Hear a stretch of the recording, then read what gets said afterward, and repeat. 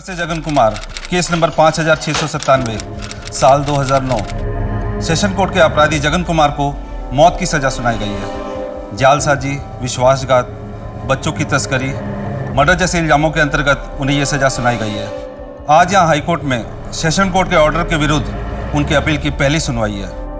My Lord, 12 साल पहले 24 जुलाई 2009 की सुबह नया सवेरा एनजीओ, जो कि बच्चों के हित के लिए काम करता है, उसके को डायरेक्टर और जाने माने अवार्ड विनिंग सामाजिक कार्यकर्ता मानव प्रकाश को बच्चों के ट्रैफिकिंग करने वाले एक गैंग के बारे में अज्ञात टिप मिली थी, जिसके तहत उन्हें पता चला कि देवास के विजय कॉलोनी के 45/7A घर में दूसरे प्रदेश से लाई गई कुछ बच्चियों को बंदी बना के रखा गया है।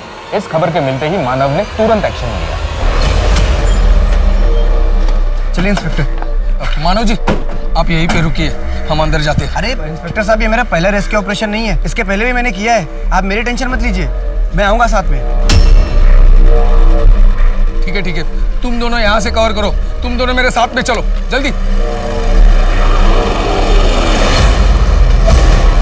दरवाजे खोलो। देखो, तुम पुलिस से बच नहीं सकते, हमें पता है अंदर बच्चों को तुमने बंद करके रखा है। भाग! भाग!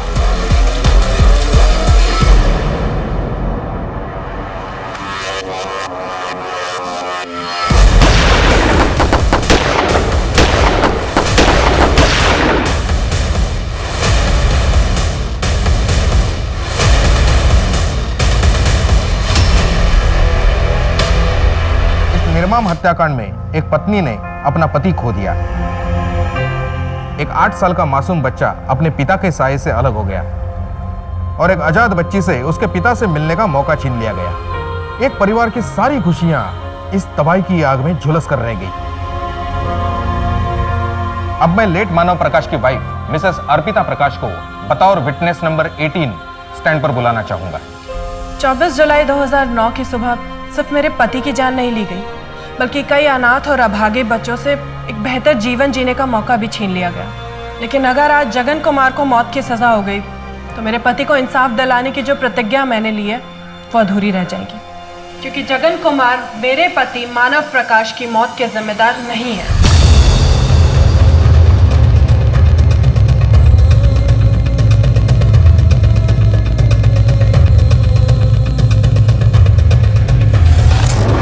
एक प्रतिज्ञा जिसे पूरी करने में 12 साल लग गए। इस लंबे दौर का सफर 2009 में इंदौर शहर से कुछ मीलों दूर देवास में शुरू हुआ था, जब एक रेस्क्यू मिशन के चलते प्रख्यात सामाजिक कार्यकर्ता मानव प्रकाश की गोली मारकर हत्या कर दी गई। ये कहानी है उनकी पत्नी अर्पिता प्रकाश की, जिसने एक अरसा बीत जाने के बाद भी उम्मीद का दामन पकड़े रखा और ये लड़ाई लड़ी। इस केस की सच्चाई क्या थी? क्या जगन कुमार सच में निर्दोष था? 12 साल पहले मानव प्रकाश के साथ आखिर हुआ क्या था?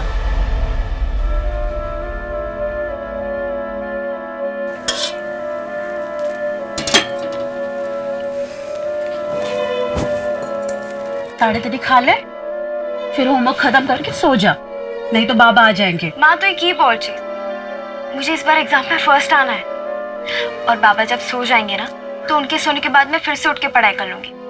तुम्हें चिंता करो ना, ठीक है?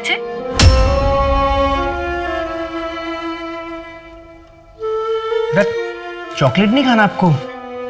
चॉकलेट?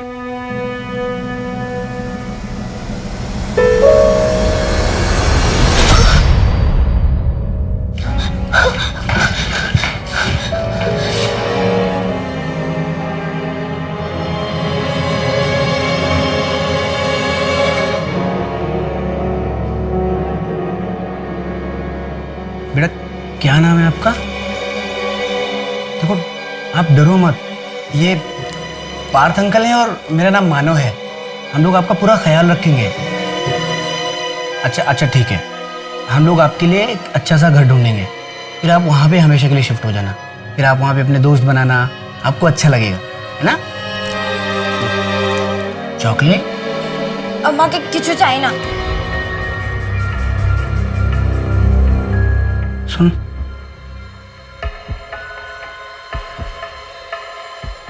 बंगाली है, लेकिन इससे ज़्यादा कुछ मुझे इसके बारे में पता नहीं है। काम करते उसको सुमन के चिल्ड्रन होम में भेजते हैं। वहाँ पास में गोविंद स्कूल है, उसमें एडमिशन करा देंगे। मैं ऑर्फनेज और स्कूल प्रिंसिपल दोनों से ही बात कर लेता हूँ। क्या हुआ होगा इसके साथ? इतनी छोटी सी बच्ची उस टेम्पो में कैसे पहुंची?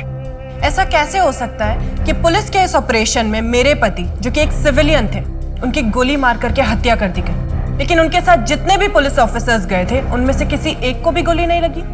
वो बच्चियां जिनको ट्रैफिकिंग गैंग ने बंदी बनाकर रखा था, जिनको उस दिन उस घर से बचाया गया था, उनका क्या हुआ? वो कहाँ गई?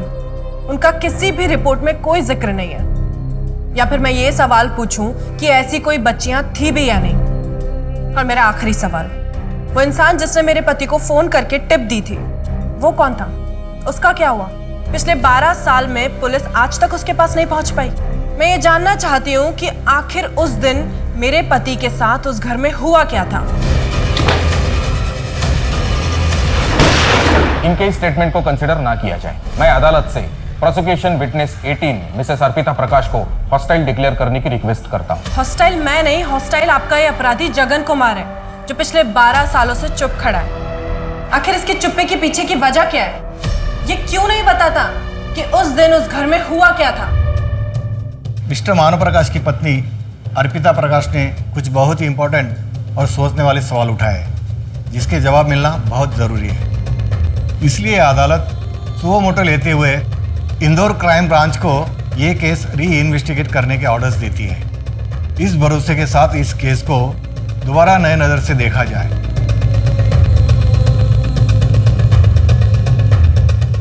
पार्थ, अर्पिता भाभी की बात सच हुई और इसके पीछे कोई साजिश हुई तो अच्छा ही होगा।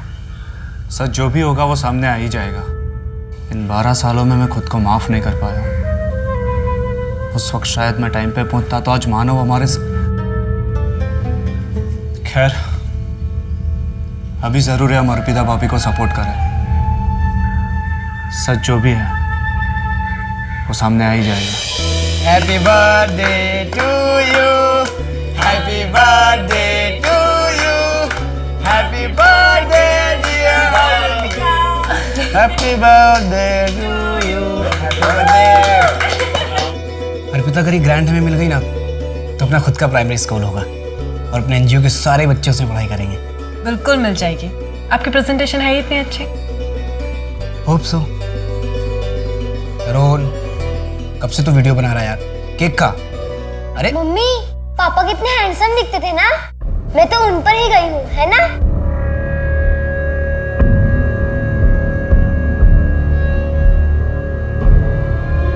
मम्मी, इस बार पापा को इंसाफ मिलेगा और उनके असली गुनहगारों को जेल। पता नहीं तरुण, इन्वेस्टिगेशन तो फिर से शुरू हो गई है, पर ये नई टीम अच्छे से इन्वेस्टिगेट करेगी भी या आखिरकार है तो सारे पुलिस वाले ही। बेटा, एक बात मुझे आज तक समझ में नहीं आई, आखिर 12 साल पहले ऐसा क्या हुआ था जो तुम्हारे पापा की जान चली गई?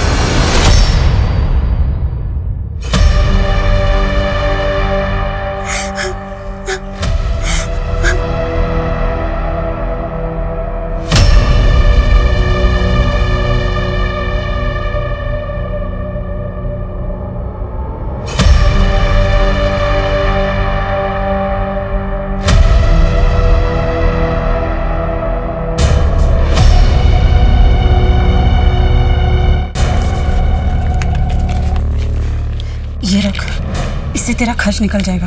और सुन, यहाँ बाड़ी लौट के मत आना, हाँ? भागीरथ की बस पकड़ना और अपने मासी के यहाँ चली जाना। इसमें उनका पता और फोन नंबर है। बेटा पई नाम है ना आपका? आंटी ने बताया मुझे। अच्छा नाम है। आपके मम्मी पापा कहाँ पे रहते हैं? कुछ याद है आपको? अच्छा ठीक है, आप मुझे मत बताओ, आप आंटी को बता देना ताकि हम आपके मम्मी पापा को ढूंढने की कोशिश करें। मुझे कहीं नहीं जाना है। लेकिन बेटा अगर आप हमें बताओगी नहीं तो फिर हम आपकी मदद कैसे करेंगे? ओके, मैंने कहा ना। शांत हो जाओ बेटा, कोई बात नहीं, आपको कहीं नहीं जाना ना, हम आपको कहीं नहीं भेजेंगे। आपको यहाँ पे अच्छा लगता है, आप यहीं पे रहना, ठीक है? शांत हो जाओ।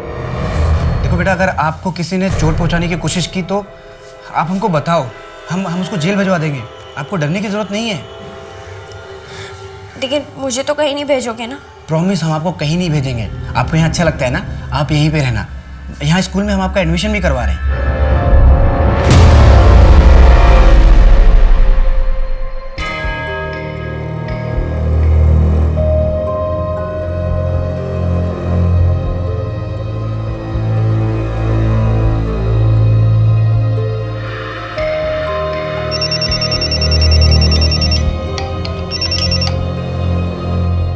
हाँ रितु बोलो। अब मुझसे ऐसे नहीं रहा जाता, घुटन होने लगी है। रितु मैंने तुमसे पहले ही कहा था। मुझे पता है, मैंने ही कहा था कि मैं नहीं चाहती पार्थ को कुछ भी पता चले, लेकिन अब मैं एक दिन भी ऐसा नहीं रह सकती। मैं तो कब से इंतजार कर रहा था तुम्हारे इस फैसले का। अब आगे का कैसे करना है? रितु, कितना टाइम लगेगा? हाँ आती हूँ, बस 2 मिनट। ठीक है। पार्थ उठ गया, मैं तुम्हें कल मिलती हूँ।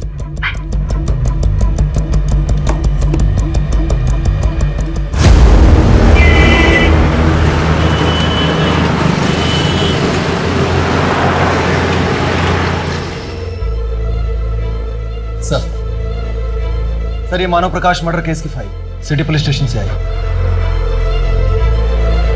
सेशंस कोर्ट की जजमेंट कॉपी के अकॉर्डिंग जिस बंदूक से गोली चली थी उस पर जगन के फिंगरप्रिंट्स थे। जगन का स्टेटमेंट और इन्वेस्टिगेशन ऑफिसर के रिपोर्ट्स एविडेंस काफी स्ट्रांगली प्रेजेंट किए गए थे। उसी के बेसिस पर कन्विक्शन हुआ था। लेकिन विक्टिम की वाइफ अर्पिता प्रकाश ने इनडायरेक्टली सिटी पुलिस स्टेशन के पीआई साहू और उनकी टीम पर यह इल्जाम लगाया है कि उनके पति मानव प्रकाश के मर्डर को कवर अप करने में वो लोग शामिल थे। सर क्या आपको लगता है कि मिसेस प्रकाश जो दावा कर रही है वो सही है? क्योंकि उनके पास कोई प्रूफ नहीं है सर। हाँ, लेकिन कोर्ट में इस तरह इतना बड़ा स्टेटमेंट देना कोई मामूली बात नहीं है। फिर तो मिसेस प्रकाश और भी बहुत कुछ जानती होंगी सर। मोहन, ये केस पुलिस की कॉन्स्पिरेसी से जुड़ा हुआ है। अगर सच साबित हुआ तो मामला बहुत ही संगीन हो जाएगा। केस 12 साल पुराना है, फिजिकल एविडेंस मिलना बहुत मुश्किल है। इसलिए हमें बहुत ध्यान से केस के हर एंगल को लॉजिकली स्टडी करना होगा। इस केस को न्यूट्रल पॉइंट से देखना होगा। ध्यान रहे, हमें सच का पता लगाना है, चाहे सच जिस भी साइड पर हो। सर क्राइम ब्रांच ने ये केस टेक ओवर कर लिया था और वो अब एक नए सिरे से तहकीकात शुरू कर रहे थे। क्या अर्पिता का दृढ़ विश्वास सही था? और अगर ऐसा था तो फिर इस साजिश के पीछे किसका हाथ था?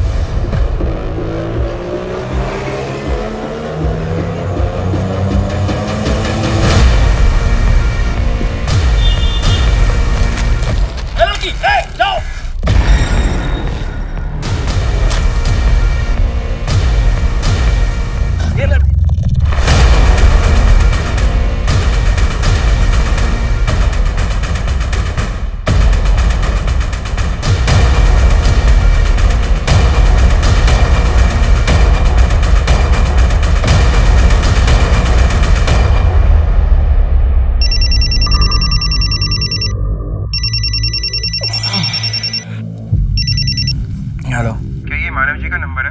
नया सवेरा एनजीओ वाले से बात कर रहे हैं आप? हाँ जी कहिए। मानव जी, इन बच्चों को बचा लीजिए। इन्हें यहाँ बंदी बनाकर रखा जा रहा है, शायद कहीं दूसरे प्रदेश से लेकर आए हैं।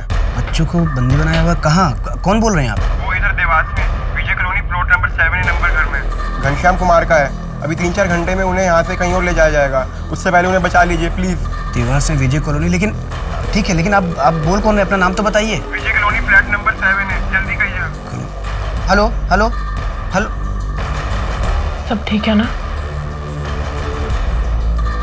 चेक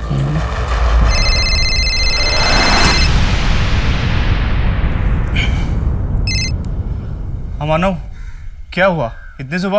वो समय तुझे बात बताऊंगा। पार्थ, देवास के विजय कॉलोनी में हाउस नंबर 7 में कुछ बच्चियों को ना बंदी बना के रखा गया है। बड़ा ट्रैफिकिंग रैकेट लगता है, मुझे टिप मिली है। तू जल्दी निकल। हाँ मैं निकलता हूँ। मैं अभी यहाँ एक दोस्त के यहाँ हूँ, मुझे आने में 1 घंटा लग जाएगा। तू विजय कॉलोनी पहुँच, मैं डायरेक्ट वहाँ पे ही आता हूँ। अच्छा ठीक है, तू डायरेक्टली पहुँच जाना, मैं निकल रहा हूँ।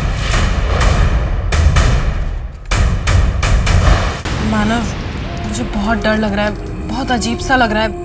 आप वहाँ जाओगे और... अर्पिता, मैं अकेले नहीं जा रहा हूँ वहाँ पे, पुलिस होगी साथ में, और पार्थ भी आ रहा है ना। यू डोंट वरी, मेरा पहला रेस्क्यू ऑपरेशन नहीं है ये। हाँ इंस्पेक्टर सर। मानव जी, आपका फोन आने के बाद हमारी टीम ने उस घर का इन्वेस्टिगेशन किया। एक गैंगस्टर है काली नाम का, कुछ साल पहले अरेस्ट हुआ था। वो इस घनश्याम कुमार के फैमिली का दूर का रिश्तेदार है। इंस्पेक्टर साहब, मैं टाइम वेस्ट नहीं कर सकता, मैं निकल रहा हूँ, आप पहुंचिए अपनी टीम लेके वहाँ पे। ओके, फोर्स आने से पहले आप अंदर मत जाइएगा। चलो चलो। उस वक्त अगर मुझे ज़रा सा भी अंदाज़ा होता कि मेरे पति वापस लौट कर नहीं आएंगे तो मैं उन्हें कभी जाने ही नहीं देती। उस दिन मेरी उनसे आखिरी बार बात हुई थी और उनके जाने के बाद ही मुझे बहुत बेचैनी सी होने लगी, मन में बहुत बुरे बुरे ख्याल आने लगे। लेकिन पता था कि मिशन पर गए तो वेट करते रही। करीबन 11 बजे खबर आई।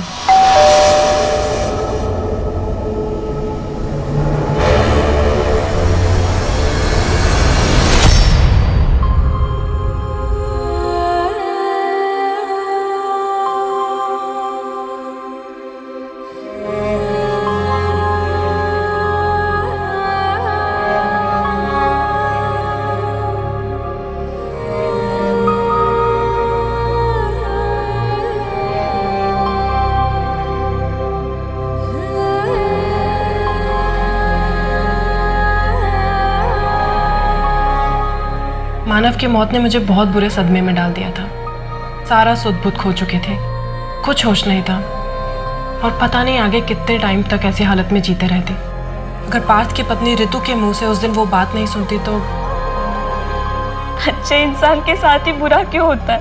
उस मिशन में सभी पुलिस वाले सही सलामत बाहर आए, किसी और को एक गोली तक नहीं लगी, पर बेचारे मानव अपनी जान गंवा दी उन्होंने। अरे भगवान जी आखिर चाहते क्या है? अर्पिता जी, हमने मानव जी को समझाया था कि आप बाहर रहिए, लेकिन उन्हें जल्द से जल्द बच्चों को मिलना था। वो सबसे आगे रहे और उनको गोली लग गई। अच्छा सर, ये बच्चे इनको कहाँ ले जाया गया? कहाँ पर है वो अभी? बाकी बच्चों को शायद ट्रैफिक कर दिया गया। सिर्फ एक बच्ची को हम रेस्क्यू कर पाए, उसे भी यही एक अनाथालय में रखा गया है। अच्छा, आप मुझे बता सकते हैं कौन से अनाथालय में वो? मैं मिलना चाहती हूँ उससे। नहीं नहीं, ये प्रोटोकॉल के अगेंस्ट होगा और बच्ची की सेफ्टी का सवाल है। अच्छा सर, वो इन्फॉर्मर जिसने मेरे हस्बैंड को कॉल करके टिप दिया था, वो कहाँ पर है? उसका कुछ पता चला? नहीं, अभी नहीं। वैसे भी वो कॉल यही इंदौर के एक लोकल पीसीओ से किया गया था। इंदौर के? तो उसे कैसे पता चला कि वहाँ देवास का करंट सिचुएशन क्या है और बच्चियों को कब कहाँ ले जाया जाएगा? उसे शायद किसी ने खबर दी होगी और हमें सब तभी पता चलेगा ना जब वो हमारे हाथ लगेगा। इंस्पेक्टर साहू से बात करने के बाद मुझे शक होने लगा कि जितना बताया जा रहा है वो पूरा सच नहीं है। उनके पास मेरे किसी भी सवाल का पुख्ता जवाब नहीं होता था, कोई लीड नहीं होती थी। मेरा शक और गहरा होता गया जब वो मुझसे मिलना अवॉइड करने लगे। ऐसा हो सकता है कि उन्होंने आपसे मिलना इसलिए अवॉइड किया क्योंकि उनके पास कोई नए जवाब नहीं थे, उनकी इन्वेस्टिगेशन आगे नहीं बढ़ पा रही थी और ऐसे में आपसे मिलकर वो आपको दुखी नहीं करना चाहते थे। नहीं सर, सच क्या है वो जानते हैं कि आखिर उस दिन देवास के उस घर में हुआ क्या था।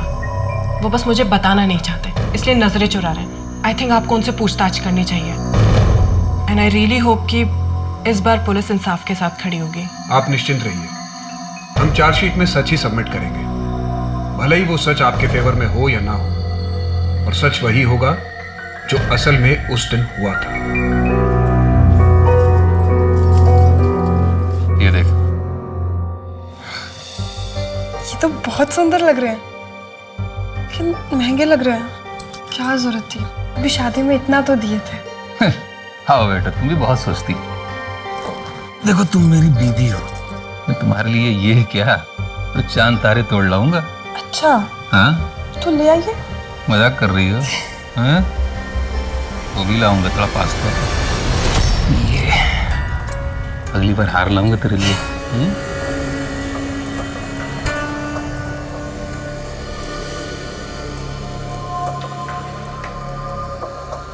मानव प्रकाश पे गोली मैंने चलाई थी। हमारा गिरोह बच्चियों की तस्करी में शामिल था। उन बच्चियों को हम ही लोग ले गए थे ताकि आगे भेज सके, लेकिन उससे पहले ही पुलिस ने हम पे धावा बोल दिया। मेरे ऊपर जो भी आरोप लगे हैं सब सही है, मुझे अपनी सजा मंजूर है। जब तुम फांसी की सजा के लिए तैयार ही थे तो फिर कोर्ट के ऑर्डर के खिलाफ अर्जी क्यों दी? मैंने नहीं दी, मेरी पत्नी ने दिया, वो भी मेरी मर्जी के खिलाफ। मानव की पत्नी का मानना है कि तुमने खून नहीं किया है। वो क्यों ऐसा कह रही है? सच क्या है जगन? क्या तुम किसी को बचाने की कोशिश कर रहे हो? अगर आपको लगता है कि मानव की पत्नी सही कह रही है तो आप उसे साबित कीजिए। पहले आप चार्जशीट तैयार कीजिए, जब चार्जशीट तैयार हो जाए तब आके मुझसे मिलिएगा। मुझे अब और कुछ नहीं कहना।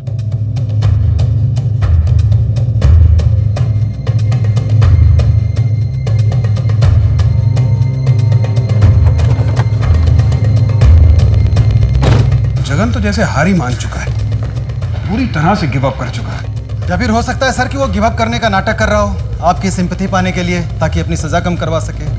क्योंकि सर वो जानता है कि जुर्म उसी ने किया है। पिछले 12 साल में उसने अपना स्टेटमेंट कभी नहीं बदला सर। ये कभी नहीं कहा कि उसने ये नहीं किया है। इनफैक्ट सेशंस कोर्ट में भी उसने एक्सेप्ट किया था कि मानव प्रकाश पर गोली उसने चलाई। जगन कुमार और उस घर में मौजूद सभी गैंग मेंबर्स की केस फाइल स्टडी करते हैं।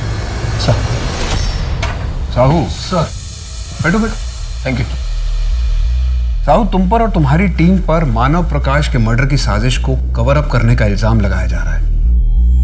सच क्या है? मिसेस प्रकाश ऐसा क्यों कर रही है? सर, उन्होंने अपना पति खोया है और अपने इस दुख के लिए वो किसी ना किसी को दोषी करार कराना चाहती है और हम सामने पड़ गए। कोई और भी है जो 12 साल से सबके सामने है, दोषी करार है, जगन कुमार। और मिसेस प्रकाश के लिए तो बहुत आसान होता, बाकी सभी की तरह उसे दोषी मानकर जिंदगी में आगे बढ़ जाना। हो सकता है उन्होंने मीडिया का अटेंशन और पब्लिक की सहानुभूति के लिए ये सब किया हो, जिससे उन्हें आर्थिक फायदा हो जाए। और सर, मानव जी ने हमें सामने से खुद कॉल किया था, टिप उन्हें मिली थी, हम तो उन्हें सपोर्ट करने के लिए गए थे। और वो है कि खुद ही आगे बढ़कर सब कुछ करना चाहते थे। रिस्क पता होने के बावजूद। वो बच्ची का जिसे उस दिन रेस्क्यू किया गया था? सर, उसे हमने एक ऑर्फनेज में रखा था, शायद उसका क्लोज अडॉप्शन हुआ था। आप कहते हैं तो मैं उसकी डिटेल्स निकालता हूँ, लेकिन अब वो बालिग हुई होगी। लास्ट कहाँ तक ट्रैक होती है मैं पता करके आपको बता देता हूँ। वो मेरी टीम पता कर लेगी, आप बस ऑर्फनेज की डिटेल्स शेयर कर दीजिए। और अब बेफिक्र रहिए, हमारी टीम निष्पक्ष जांच करेगी। पीएसआई मोहन आपका और आपकी टीम का ऑफिशियल स्टेटमेंट लेंगे। Any time sir. Thank you. मानो, सरकार का आपके एनजीओ को पूरा सपोर्ट है और आप और आपका एनजीओ इन बच्चों के लिए जो कर रहा है, that is really commendable. Thanks. Aditya सही कह रहा है मानव। अभी कल ही मैं आपके एनजीओ नया सवेरा के बारे में न्यूज़पेपर आर्टिकल पढ़ रही थी। वैसे अब तक कितने बच्चों को रेस्क्यू किया है आपने? लास्ट वाला केस लेके 438। Wow, I am impressed.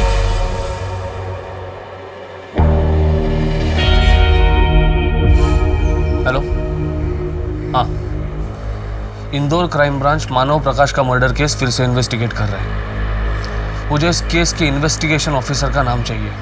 Sir, ये पुलिस रिपोर्ट्स आ गई हैं। इसके मुताबिक घनश्याम कुमार, विष्णु कुमार, सुमित्रा देवी और जगन कुमार ये सभी उस गैंग का हिस्सा थे।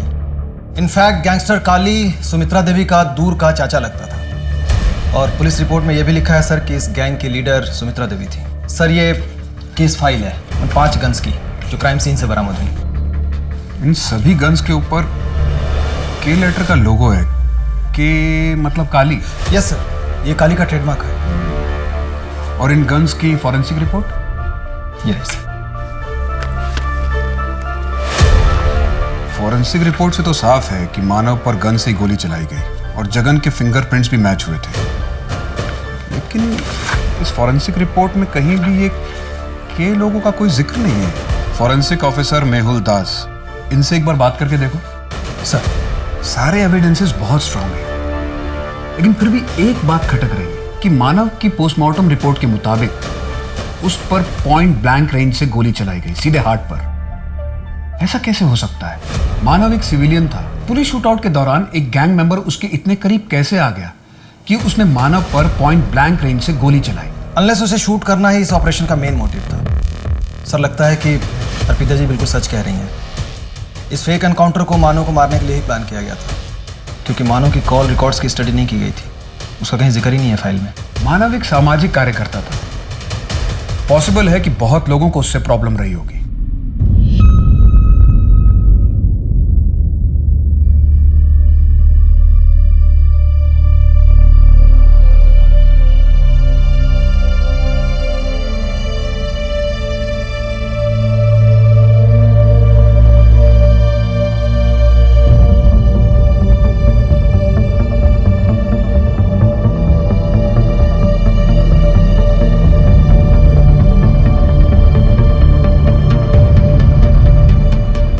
मैडम आपको नहीं पता, घनश्याम कुमार और उसका पूरा परिवार मिलकर एक गैंग चलाते थे। अभी 1 महीना पहले घर में पुलिस वालों ने धावा बोला, पूरा परिवार गोलीबारी में मारा गया। वैसे आप उनको कैसे जानती है? वो मेरे पिताजी के गांव से ही हैं। यकीन नहीं होता कि गैंग चलाते थे। मतलब दिखने में कितने सीधे साधे लगते थे वो लोग। अच्छा, इनके घर में कोई और है? अभी 1 महीना पहले घर में शादी हुई। शादी? तो वो लड़की वो कहाँ है अभी? बेचारी अपने मायके में होगी। जी, मैं मानव प्रकाश की पत्नी अर्पिता हूँ। मुझे आपसे कुछ नहीं कहना, आप प्लीज चली जाइए यहाँ से। पारुल, पारुल, लेकिन मेरी बात तो सुनो एक बार। पारुल, पारुल, पारुल, एक बार मेरी बात सुनो। पारुल, पारुल, पारुल, एक मिनट मेरी बात तो सुनो। पारुल, पारुल, मुझे तुम्हारी मदद की जरूरत है। मैं आपकी कोई मदद नहीं कर सकती। पारुल, पारुल, सुनो ना। एक तुम ही हो, मुझे सच बता सकती हो। नहीं जानती मैं कुछ, नहीं थी मैं उस दिन वहाँ पर, मैं यहाँ अपनी माँ के घर पर थी। पारुल, लेकिन पुलिस जो बोल रही है क्या वो सच है? मेरी तरफ देखिए, मैं पेट से हूँ। सच बोलिए, क्या मेरा होने वाले बच्चे का बाप एक अपराधी है? मैं आपको कुछ नहीं होने दूंगी, आप रोइए मत, आपकी रिहाई मैं करवाऊंगी। नहीं पारुल, मैं नहीं किया है। तुम इन सब चीजों में मत पड़ो। तुम अपनी जिंदगी जियो, आगे बढ़ो।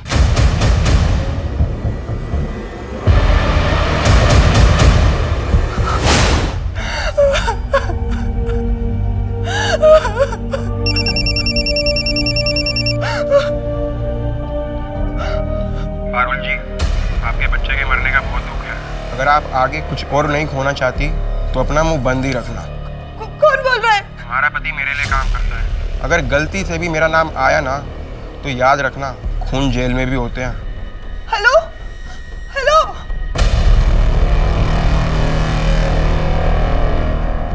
एक पत्नी जिसने अपने पति को इंसाफ दिलाने के लिए पूरी व्यवस्था का विरोध कर दिया, और दूसरी जिसने अपने पति का जीवन बचाने के लिए अपने मूल्यों का त्याग कर दिया। एक गर्भवती अवस्था में विधवा हो गई और दूसरी ने अपने पति के जीवित रहते हुए भी 12 सालों तक विधवा जीवन व्यतीत किया। क्या इस केस का सच कभी सामने आ पाएगा, या फिर सच सामने ही था लेकिन सबकी आंखों से ओझल था?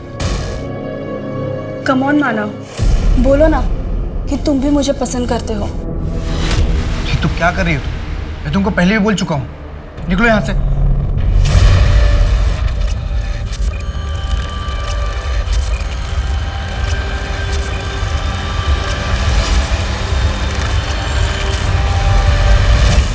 स्वाति ठाकुर, आदित्य ठाकुर की पत्नी, क्या वो मानव को पसंद करती थी? सिर्फ पसंद, वो मानव से ऑब्सेस थी। उसका पीछा छोड़ने का नाम ही नहीं ले रही। आदित्य ठाकुर को ये सब पता था? सर, श्योरिटी के साथ तो नहीं बता सकता, पर मुझे लगता है कि उसे इस बात का अंदाजा था, क्योंकि एक टाइम के बाद उसने हमारे एनजीओ को सपोर्ट करना बंद कर दिया था। इनफैक्ट उसी की वजह से हमारे एनजीओ को मिलने वाली ग्रांट भी कैंसिल हो गई थी। और जी, क्या आपको लगता है कि मानव के मर्डर में आदित्य का हाथ होगा? सर, ये तो मुझे नहीं पता, पर आदित्य ठाकुर उस वक्त भी बहुत पावरफुल था, और ये सब करवाने के लिए उसके पास ताकत और साधन दोनों ही थे। ठीक है, आप जा सकते हैं। Thank you sir.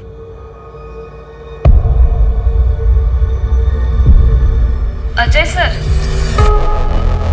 आपको इंटरनेशनल पैकेजेस के बारे में कुछ डिस्कस करना था ना?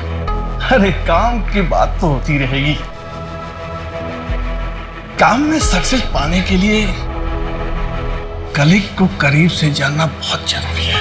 अच्छा ये बताओ, तुम्हें कौन सा फ्लेवर ज्यादा पसंद है, वनीला या चॉकलेट? क्या? अरे मैं तो आइसक्रीम की बात कर रहा हूँ, तुम्हें क्या लगा? सर, मुझे देर हो रही है, अगर कुछ काम नहीं है तो मैं निकलती हूँ।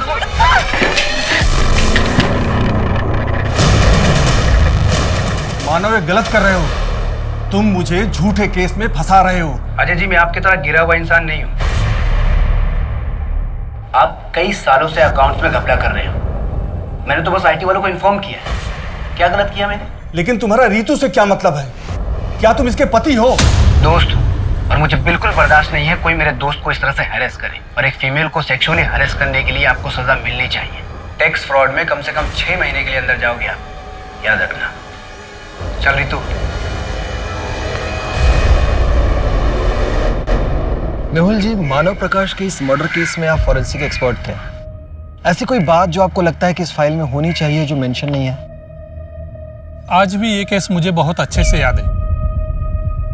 देखिए, इस केस में बहुत बड़ा लूपहोल था, क्योंकि क्राइम सीन से जो 5 गन्स बरामद की गई थी उनमें से 3 गन्स को जंग लगा हुआ था, मतलब कि उससे फायर नहीं किया जा सकता। लेकिन ये बात तो इस फाइल में मेंशन नहीं है। मेरे रिपोर्ट में तो यही था। अब शायद आपके पास कोई अलग रिपोर्ट आ गई हो। वैसे मुझे कभी स्टेटमेंट के लिए भी नहीं बुलाया गया था। हाँ, अगर विक्टिम की बीवी ने कोर्ट में नहीं बोला होता तो शायद ये बात कभी पता ही नहीं चलती। मम्मी, आज फ्राइडे है ना, तो पापा की कौन सी वीडियो देखे? बर्थडे वाली या पिकनिक वाली? साची, आज ना हम पिकनिक वाली वीडियो देखते हैं। हाँ।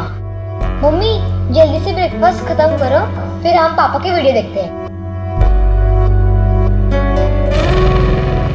तुमसे मैंने इतनी बार पूछा, तुमने एक बार भी कुछ नहीं कहा। अब 12 साल बाद आ रही हो। मेरे पति को बचा लीजिए दीदी। मैं इतने बरस सिर्फ इसलिए चुप रही थी क्योंकि मुझे लगा था उनकी जान पर खतरा है। मैंने सोचा था कुछ बरस जेल में रहेंगे फिर बाहर निकल आएंगे, लेकिन उन्हें तो फांसी की सजा सुना दी गई। दीदी, अब उन्हें फांसी हो जाएगी। नहीं पारुल, तुम टेंशन मत करो, ऐसा कुछ भी नहीं होगा। देखो, जगन की सजा के खिलाफ हमें हाई कोर्ट में अर्जी देनी पड़ेगी, लेकिन उसके लिए तुम्हें जगन को मनाना पड़ेगा। दीदी, अगर मैंने सच बोला फिर से उनकी जान पर आ पड़ी तो? पारुल, अब भी अगर नहीं बोलोगी तो वो कंफर्म जिंदा नहीं बचेगा, क्योंकि फांसी की सजा तो उसे मिली गई है। सर, जगन ने अपने कन्फेशन में 5 बच्चियों के नाम लिए थे। कांता सहीमा 13 साल की पीलीभीत से, ईरा मिश्रा 11 साल की अमरोहा से और रश्मि वर्मा 10 साल की। इनमें से रश्मि वर्मा ही रेस्क्यू हुई थी ना? जी सर। अब वो कहाँ है? मैंने उसे ट्रैक किया था सर। रेस्क्यू करने के बाद उसे यहीं इंदौर के एक चाइल्ड होम सनशाइन में रखा गया था, लेकिन 2 साल पहले वहाँ आग लग गई, इसलिए सारे पेपर जलकर खाक हो गए। हमें केस फाइल नहीं मिली। हाँ, मेरी वहाँ के वार्डन बीना मिश्रा से बात हुई। उसने बताया कि रश्मि का क्लोज्ड एडॉप्शन किया गया था। हाँ, लेकिन बीना को उसके एडॉप्टर का नाम पता है, कमलेश जैन और गीता जैन। उसने जो एड्रेस हमें बताया जब हम वहाँ गए तो वो कपल अब वहाँ नहीं रहता। तो हमें कोई आइडिया नहीं है कि इस वक्त रश्मि वर्मा कहाँ है? नहीं सर, लेकिन मैंने फोटो सर्कुलेट कर दिया है। आई होप कि कुछ पता चल जाए। मानव के कॉल रिकॉर्ड्स में कुछ मिला? यस सर, ये एक नंबर मिला है सर। मानव के मर्डर के ठीक 3 महीने पहले इस नंबर पे काफी बातें होनी शुरू हो गई थी। किसका नंबर था ये?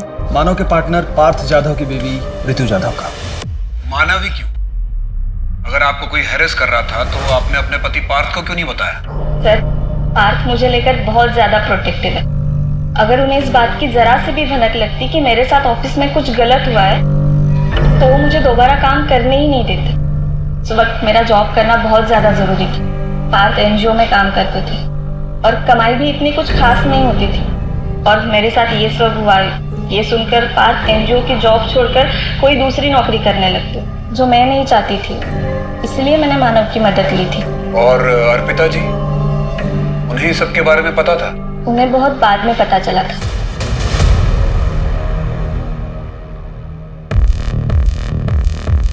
सर, काली की रैपशीट चेक की सर। 2006 तक वो गन का बिजनेस किया करता था। 2006 में यहीं इंदौर के उसके अड्डे पर छापा पड़ा था। पुलिस ने सारा असला जब्त किया था। एविडेंस लॉकर में सब जमा किया गया था।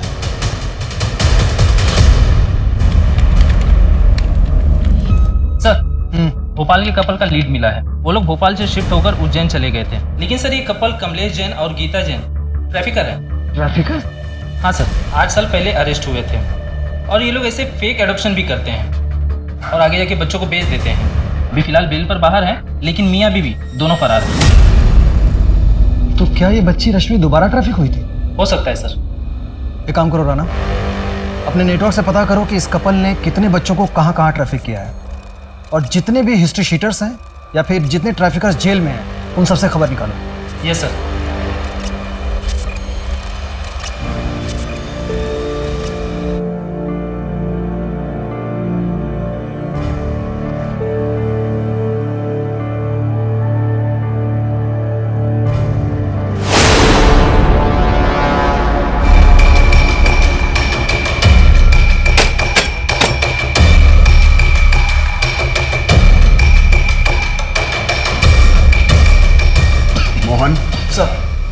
क्राइम सीन के फोटोग्राफ। सर।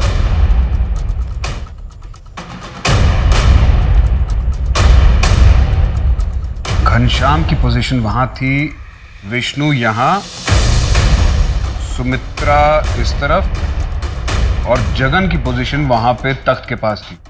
चारों के हाथों में गन्स थी और चारों ने सामने की ओर पॉइंट किया हुआ था। और मानव की डेड बॉडी, तुम दोनों घनश्याम और विष्णु की जगह पे आ जाओ। मोहन, तुम मानव की डेड बॉडी की जगह पर जाओ। अब तुम दोनों अपनी जगह से मानव की डेड बॉडी के पॉइंट तक स्टेप काउंट करो। सर 10। 11। तुम सुमित्रा के पॉइंट तक और तुम जगन के पॉइंट तक स्टेप काउंट करो। 9 कदम सर। 8 कदम सर। यानी कि इन चारों में से कोई भी मानव के इतने करीब नहीं था कि उसे पॉइंट ब्लैंक रेंज पर गोली मार सकता। मोहन, तुम इसी पोजीशन में लेट जाओ, अपने पैरों को दरवाजे की तरफ एंगल कर लो। यस, और अब इसी एंगल में सीधे खड़े हो जाओ।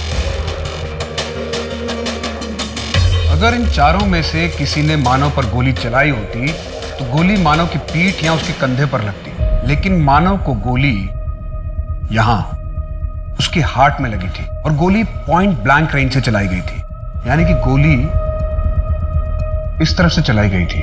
इसका मतलब है गोली चलाने वाला घर के अंदर नहीं, घर के बाहर था। इसका मतलब है सर कि मानव पर गोली किसी और ने चलाई है। यस, मानव का मर्डर पुलिस शूटआउट में हुआ ही नहीं। It was a cold blooded murder. यहां पर कोई रेस्क्यू मिशन नहीं हुआ था। ये एक प्लान सामूहिक हत्याकांड था, मैसेकर, फेक एनकाउंटर।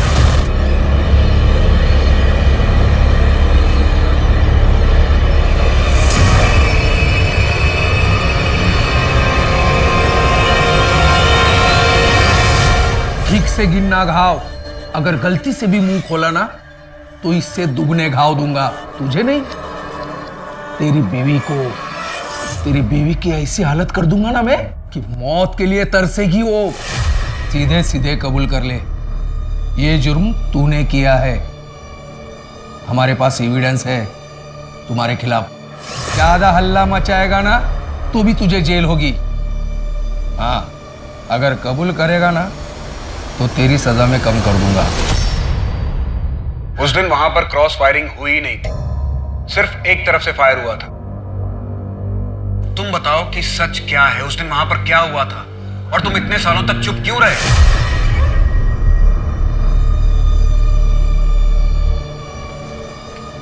पुलिस। क्या सब, क्या चाहिए? हफ्ता? तुम्हारा नाम रश्मि वर्मा है, जिसे 24 जुलाई 2009 को देवास के विजय कॉलोनी से रेस्क्यू किया गया था और बाद में इंदौर के एक चाइल्ड होम से कमलेश जैन और गीता जैन ने अडॉप्ट किया था। नहीं, अभी नहीं। क्या जगन, अब सुबह की चाय पारुल नहीं बना के तू चाय नहीं पिएगा? समझा दीजिए पिताजी, जब से शादी हुई मजाक ही उड़ाता रहता है मेरा।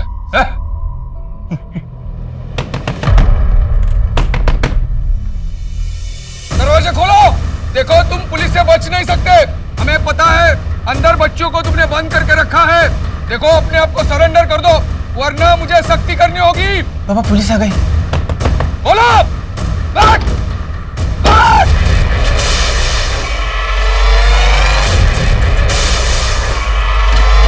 लगता है हमें गलत टिप मिल गई, माफ करना, गलतफहमी हो गई हमें, हम जाते।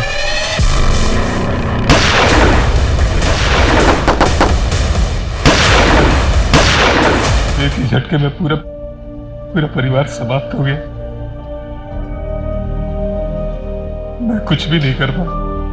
मानव प्रकाश पर गोली किसने चलाई? इस सवाल का जवाब देने के लिए मैं हमारी अगली विटनेस को बुलाना चाहूंगा। ये वो बच्ची है जिसे 12 साल पहले विजय कॉलोनी के हाउस नंबर 45/7A से रेस्क्यू किया गया था।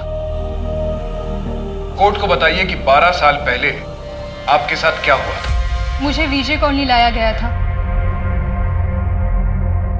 मैं इनको पहचानती भी नहीं। जब मुझे उस घर से लेके आए तो भोपाल के एक आदमी को मुझे बेच दिया गया था। उसी दलदल में मैं फंस गई थी जहां से मैं बच निकली थी। मेरा नाम रश्मि वर्मा नहीं है, मेरा नाम परी है। मानव भैया ने मुझे नई जिंदगी दी थी। मेरी जिंदगी सुधरने ही वाली थी, लेकिन उससे पहले उन्हें मार दिया गया। आपको जगन कुमार के घर कौन लाया था? एनजीओ से तुमसे कोई मिलने आया है। कौन? मानव अंकल?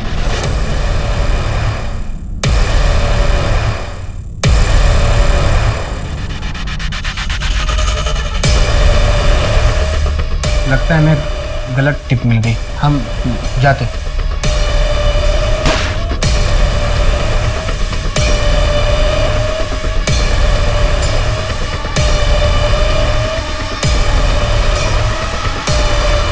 हमारे पास इन दोनों की कॉल रिकॉर्ड्स हैं जो ये प्रूव करेंगे कि मर्डर के 15 दिन पहले तक ये दोनों लगातार आपस में बात कर रहे थे।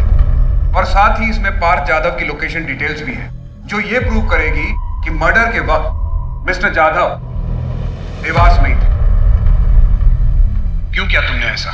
नया सवेरा एनजीओ की आड़ में रेस्क्यू के बच्चों को ट्रैफिक कर रहा था और साहू मेरी मदद करता था। मुझे परी के लिए एक बहुत अच्छी डील मिली थी। वो मानो मसीहा बनने के चक्कर में बार बार उससे मिलने जाता था। अगर मैं परी को बेच देता तो उसे भनक लग जाती और फिर वो शांत नहीं रहता। मैं डर गया, मैं नहीं चाहता था कि उसको पता चले।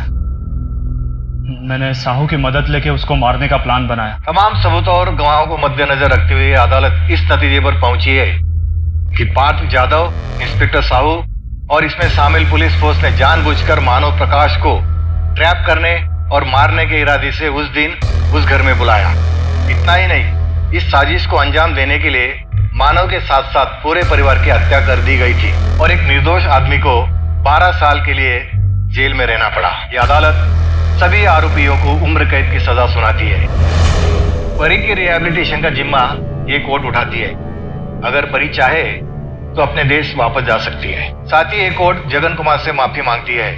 निर्दोष होने के बावजूद उन्हें 12 साल जेल में कैद में रहना पड़ा। लिहाजा ये कोर्ट जगन कुमार को बाइज्जत बरी करती है।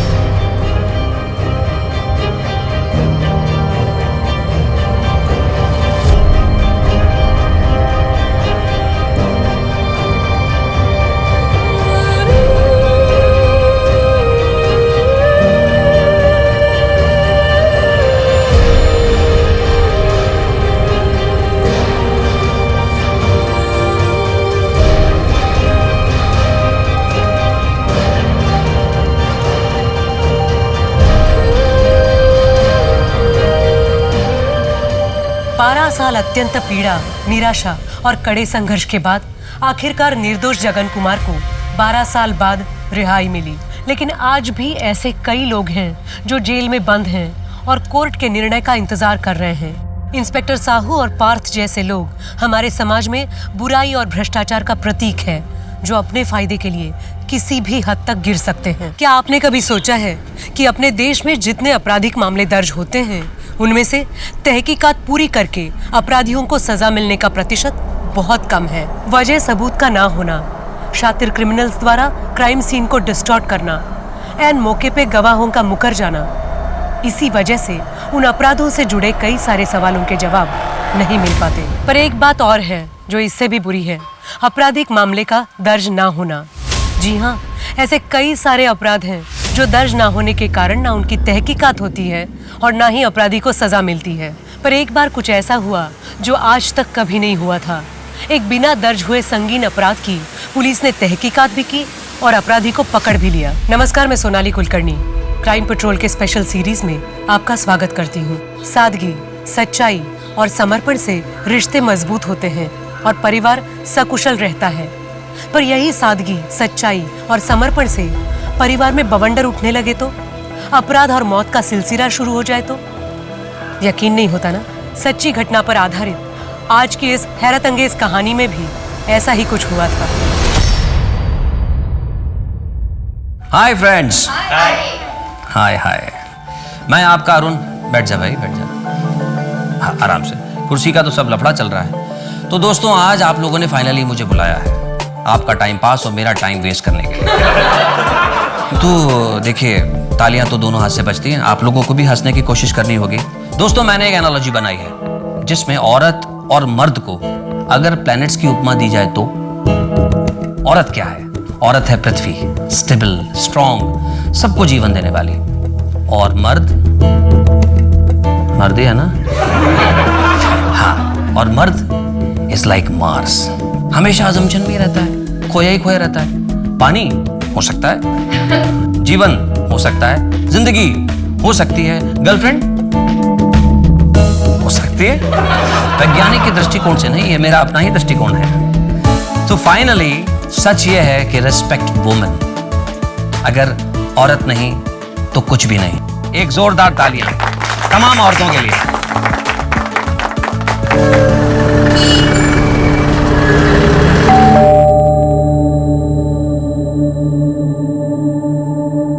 अरे आप यहां से गुजर रहा था तो सोचा आपका हालचाल पूछता चलो। आइए ना।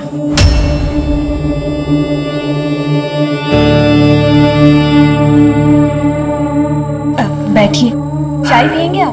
हाँ बिल्कुल। जी मैं अभी बना के लेके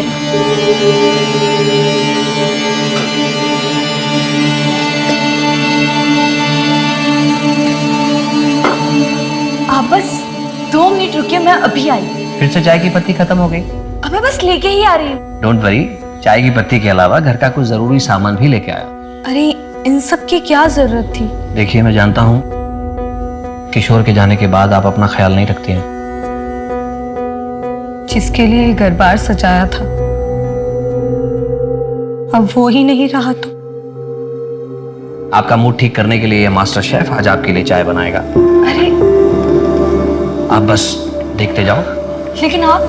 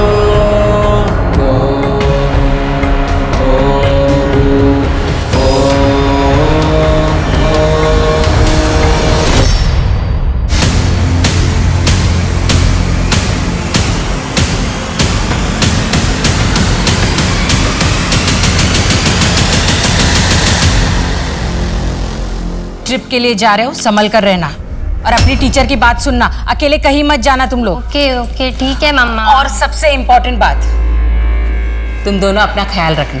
ठीक है। चलो जल्दी करो, चलो चलो जल्दी। यस, आप आ रहे हैं क्या हमें स्कूल तक छोड़ने? चलो चलो आ जाओ। दादी के पैर छुओ। दादी खुश रहो, संभाल के जाना और खूब एंजॉय करना। तुम लोग रेडी भी हो गया इतनी जल्दी?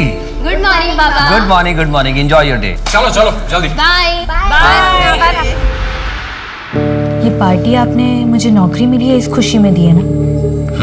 तो बिल भी मैं ही दूंगी। ये नहीं हो सकता, बिल तो मैं ही दूंगा। ये ठीक नहीं है। आपने अपने कॉन्टेक्ट यूज करके मुझे नौकरी दिलवाई, मेरे इतने टफ टाइम में मुझे हौसला दिया, कॉन्फिडेंस बढ़ाया और हमेशा मेरा ख्याल रखा। तो कम से कम मैं इतना तो कर ही सकती हूँ ना। ठीक है, लेकिन एक शर्त पर। आज से तुम, सॉरी मेरा कहने का मतलब है आप, मैंने आपके लिए जो भी कुछ किया है उसके लिए आप बार बार मुझे थैंक्स नहीं बोलेंगे। तो फिर मेरी भी एक शर्त है। फरमाइए। अब से आप मुझे आप नहीं तुम कह के बुलाएंगे। तुम भी मुझे अब से तुम ही कहोगे।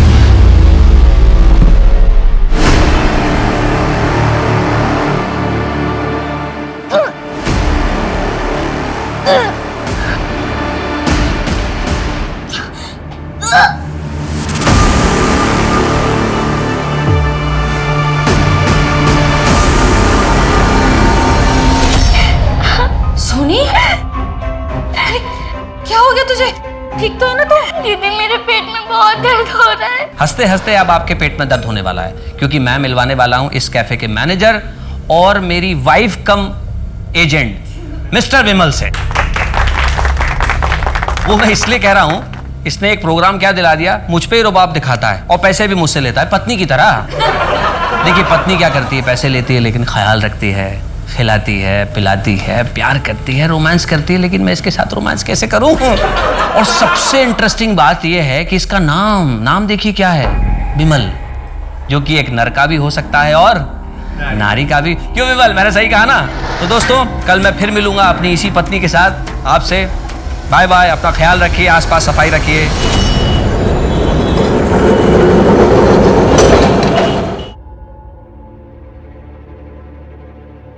अरे इतनी सुबह सुबह कहाँ जा रहे हैं? बस माँ वो परेशान लग रहे हो, क्या बात है? कुछ नहीं माँ, आप प्रसाद दीजिए। ये क्या है तुम्हारे हाथ में? कुछ काम के कागजात है माँ। अरे दादा, आज तो आपको छुट्टी है ना? हाँ, लेकिन एक जरूरी काम याद आ गया, इसीलिए बाहर जा रहा हूँ। अच्छा माँ, जाता हूँ। अभी तो जाता हूँ नहीं, बोलो आता हूँ। आता हूँ माँ। सुनी, बिना चाय पिए चले गए। अरे भाभी, दादा चले गए तो क्या हुआ, मैं हूं ना। और आपने इतने प्यार से चाय बनाई है, वो वेस्ट थोड़ी होने दूंगा। लीजिए। बहू, अरुण की कुछ खबर? सुबह से निकला है, कुछ खाया पिया भी होगा कि नहीं? और बच्चे पिकनिक पे गए हैं, उनकी कोई खबर? बच्चे ट्रिप में मौज कर रहे हैं, बहुत खुश है वो लोग। मेरी फोन पे बात हुई थी, पर अरुण की। हाँ ठीक है, आपको जैसे ही कुछ पता चले मुझे तुरंत कॉल करो। Okay bye. अरुण की कोई खबर? नहीं माँ, किसी को नहीं पता वो कहाँ है। मैंने सबसे पूछ लिया, समझ में नहीं आ रहा अपना फोन बंद करके बिना किसी को पता है कहाँ चले गए हैं। एक हंसता खेलता परिवार छोटी छोटी खुशियों को बटोरते अपनी जिंदगी गुजारता है। अरुण का परिवार भी कोई अपवाद नहीं था। सब कुछ ठीक ही लग रहा था कि अचानक अरुण के गायब होने से पूरा परिवार परेशान हो गया। वो समझ ही नहीं पा रहे थे कि ऐसा क्यों हुआ और अब आगे क्या करें। अरुण पे ऐसी क्या बीत रही होगी कि उसे घर बार छोड़ के जाना पड़ा। वो खुद ही कहीं चला गया था या उसके साथ कोई हादसा हुआ था? अनहोनी के संदेह से परिवार के पैरों तले जमीन खिसक गई। 24 घंटों तक इंतजार करने के बाद भी जब अरुण नहीं लौटा तो परिवार पुलिस से मदद मांगने पहुंच गया। कल सुबह से मेरा बेटा कहीं चला गया है, उसे कहीं से भी ढूंढ कर लाइए। आप लोगों ने ऑफिस वालों से, दोस्तों से, रिश्तेदारों से पूछताछ की? सबसे पूछा सर। फिरौती का कोई फोन आया था? नहीं सर। बाहर वालों से किसी के साथ झगड़ा, किसी ने धमकी दी हो? हाँ सर, एक बार दादा ने उनके मैनेजर बिमल पे जोक बनाए थे। लोगों को तो बहुत मजा आया था, लेकिन बिमल बहुत भड़क गया था। पहले ही पहुंच जाते तो अच्छा रहता। हाँ। मजाक उड़ाता है मेरा कमीने। बिमल मेरी बात सुन, तूने मुझे वहाँ सबको हंसाने के लिए तो बुलाया था, मैं बस अपना काम कर रहा था, लोगों को हंसाने की कोशिश कर रहा था। देख, दिल से सॉरी बोल रहा हूँ, जो हुआ उसे भूल जा। अरे सबके सामने इंसल्ट करता और इधर अकेले में सॉरी बोलता है। अरे यार क्या, अरे छोड़ो यार इनको, क्या कर रहे हो आप? तूने मेरा इंसल्ट किया ना, देख मैं तेरे साथ क्या करता हूँ। ये छोड़ ना। सर ये बिमल बहुत टेढ़ा आदमी है, कब किसके साथ क्या कर बैठे कुछ कह नहीं सकते। बिमल के अलावा और किसी पे शक है आपको? नहीं सर। ठीक है, हम अरुण को ढूंढने की कोशिश कर। आप जाइए सर। इस बिमल की हिस्ट्री ज्योग्राफी निकालो, अरुण की और बिमल के कॉल रिकॉर्ड्स चेक करो, उनकी लास्ट लोकेशन मैच करके देखो, और हाँ, अरुण के बैंक डिटेल्स भी निकालो। हो सकता है ये पैसे वगैरह का मामला।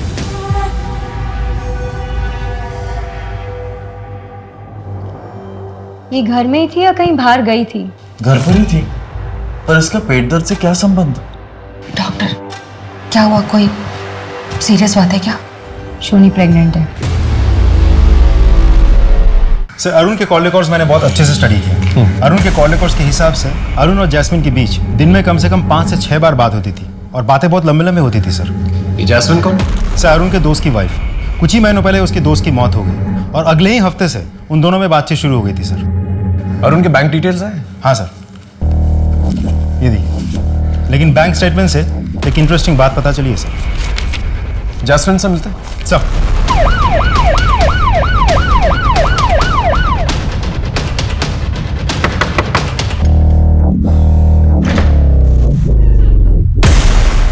जी। आप जैस्मिन? जी। आपको तो पता ही है कि अरुण लापता। कुछ आइडिया हो कहाँ होगा? नहीं सर। फोन पे बातचीत होती थी आप लोगों की? नहीं सर, सिर्फ 1-2 बार ही हुई होगी। और पैसों का लेन देन? मैं उनसे पैसे क्यों लूंगी सर? यह है अरुण के कॉल रिकॉर्ड्स। इसके मुताबिक दिन में 5-6 बार आप लोगों की बातचीत होती थी। और ये है उसके बैंक स्टेटमेंट्स। इसके मुताबिक काफी पैसे ट्रांसफर किए उसने आपको। अब आप सीधे सीधे बताएंगे या पुलिस स्टेशन चल के बताएंगे? बताती हूँ सर। एक्चुअली अरुण मेरे पति के बहुत अच्छे दोस्त थे।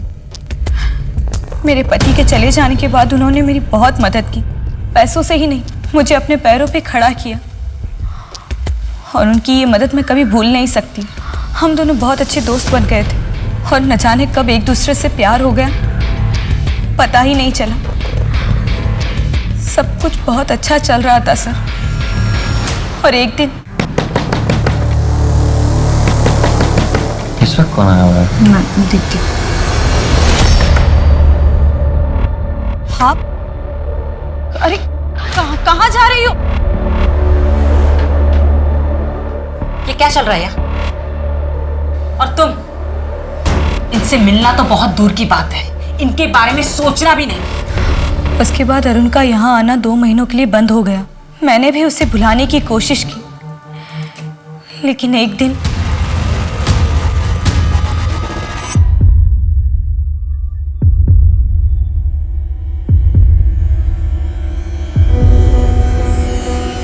कितने दिनों बाद आया हो, कैसे है?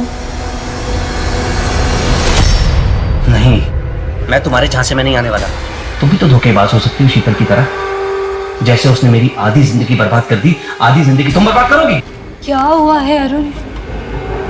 क्यों इतने परेशान हो? अरुण और शीतल के बीच में कुछ तो हुआ था जिससे वो बहुत परेशान रहने लगे थे। मैंने इसे जानने की कोशिश की, लेकिन उन्होंने मुझे इस बारे में कुछ भी नहीं बताया और कभी इस बारे में बात भी नहीं की।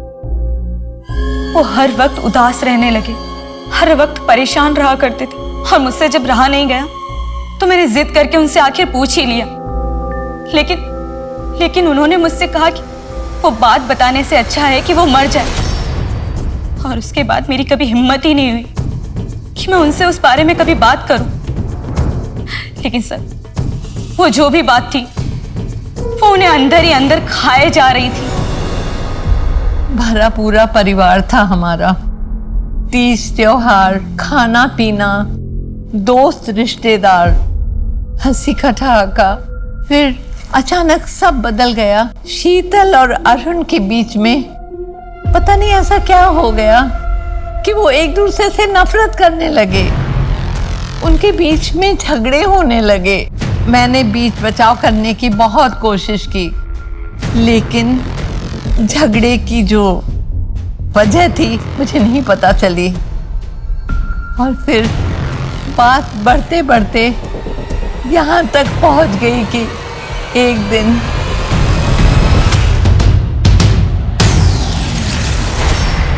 शीतल अच्छी बहू है, समझदार पत्नी है, प्यारी माँ है, हमारे परिवार की नाक है। उन दोनों का रिश्ता बहुत अच्छा था, पर उस दिन के हादसे के बाद हम सब हैरान हैं। अरुण और आपके बीच में किस बात की वजह से टेंशन था?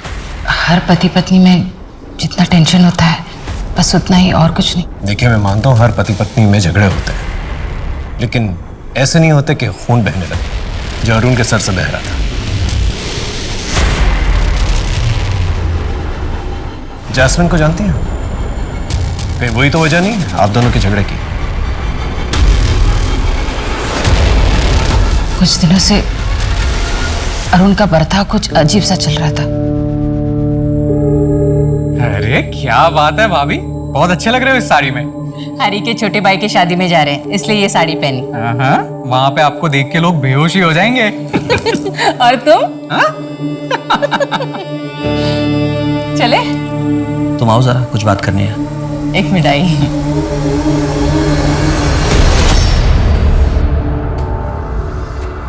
ये कैसा ब्लाउज पहना हुआ है तुमने? विदाउट स्लीव्स है, मुझ पर बहुत जच रहा है ना। नहीं, चेंज करो उसे अभी। मेरा कहने का मतलब है कोई सादा सा पहन लो, लॉन्ग स्लीव्स का ब्लाउज पहन लो। पहले अरुण को मेरी हर एक बात बहुत अच्छी लगती थी, फिर उसे धीरे धीरे मेरी बात उसे खटकने लगी। वजह? पता नहीं। कहीं अरुण को आप पर शक तो नहीं था? पता नहीं सर। शीतल के बिहेवियर से तो लग रहा है जैसे अरुण को उस पर शक था। हो सकता है अरुण की गुमशुदगी में शीतल का हाथ हो। ये भी हो सकता है कि शीतल का कोई अफेयर चल रहा हो, लेकिन किससे? क्या लगता है सर? अखिल से? हो सकता है। अगर शीतल और अखिल का अफेयर चल रहा था तो कॉल रिकॉर्ड से तो पता नहीं चलेगा, क्योंकि दोनों साथ में रहते थे। पड़ोसियों से पता करो। अगर वाकई में दोनों का अफेयर चल रहा था तो एक पुख्ता वजह हो सकती है जहां पर दोनों ने मिलकर अरुण को गायब किया। सोनी, तुम कुछ तो याद होगा ना? तुम किससे मिली थी? किसी ने कुछ खिलाया था या किसी ने कुछ किया तुम्हारे साथ? मुझे कुछ भी याद नहीं आ रहा दीदी। पेट में अचानक से दर्द होता है, बहुत भूख लगती है बार बार। क्या हुआ है दीदी मुझे? दीदी कल मैं स्कूल जाऊंगी ना?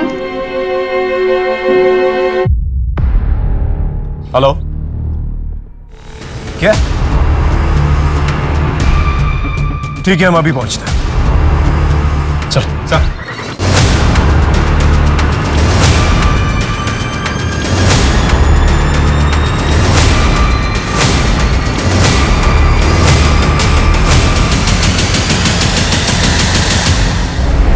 शरीर पे कोई चोट के निशान या घाव ऐसा कुछ भी नहीं है? मतलब जिसने भी किया है बड़ी सावधानी और चालाकी से किया। इस बिमल को ढूंढो, वही एक सस्पेक्ट है। पंचनामे के बाद बॉडी को पोस्टमार्टम के लिए भिजवा था और उनकी फैमिली को खबर कर दी। सब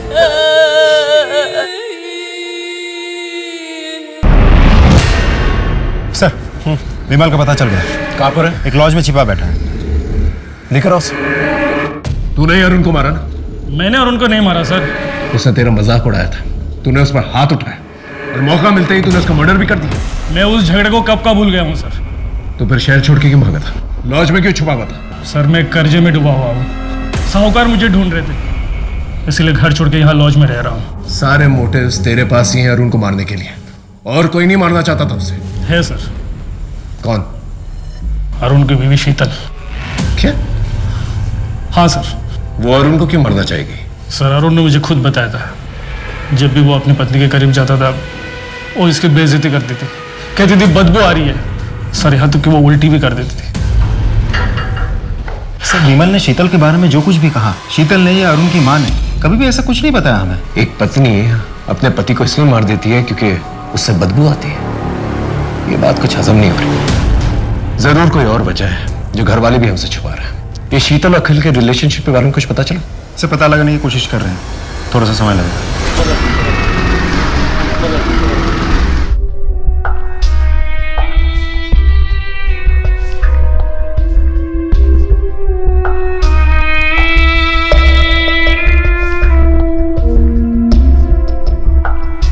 अब हम कुछ दिन यहीं रहेंगे और तुम्हें जो भी जरूरत पड़े मुझे बोलना, मैं बाजार से तुम्हारे लिए लेकर आऊं। तब तक तुम इस कमरे से बाहर मत निकलना। पर कब तक? जब तक तुम्हारा बच्चा डिलीवर नहीं हो जाता। मेरे बच्चे स्कूल की ट्रिप के लिए गए थे, पता चला अरुण जिस दिन घर से गायब हुए थे उस दिन उन्होंने वहां जाकर बच्चों को बीच ट्रिप से वापस ले आए। ना अरुण घर वापस आए और ना ही बच्चे वापस आए सर। तो उसके बाद अरुण की लाश मिली। और कुछ? सर रजिस्टर्ड पोस्ट से आज ये दादा का लेटर है। मैं आत्महत्या कर रहा हूं। मेरी आत्महत्या के लिए मेरी पत्नी शीतल जिम्मेदार। शीतल की वजह से मेरी जिंदगी बर्बाद हो गई है, मेरा सुख चैन खत्म हो गया। आप पति पत्नी के बीच में क्या प्रॉब्लम थी? आखिर अरुण ने ऐसा क्यों लिखा है कि उसने आपकी वजह से आत्महत्या की? सर मुझे कुछ नहीं पता, सिर्फ आप लोग मेरे बच्चे को ढूंढ कर लाइए सर। अरुण घर से निकला, फिर उसने बच्चों को पिकअप किया और उसकी लाश फिर कुएं के पास मिली। कहीं बच्चे वही तो नहीं? प्लीज हम आपका दुख समझते हैं, लेकिन हमें अपनी कार्रवाई करनी है प्लीज। पंचनामे के बाद पोस्टमार्टम के लिए भेजते हैं। सर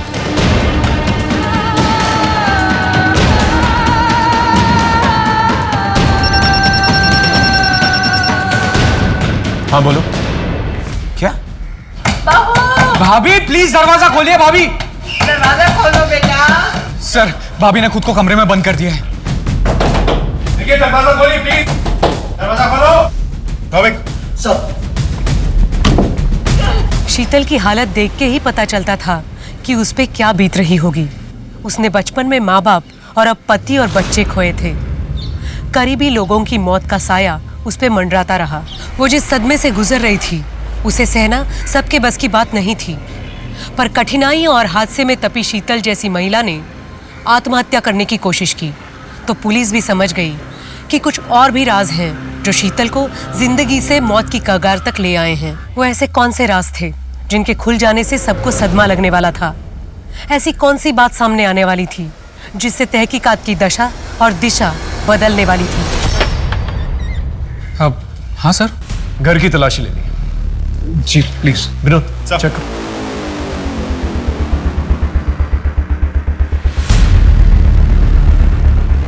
सर अंदर अरुण के कमरे के कबर्ड से ही मिला।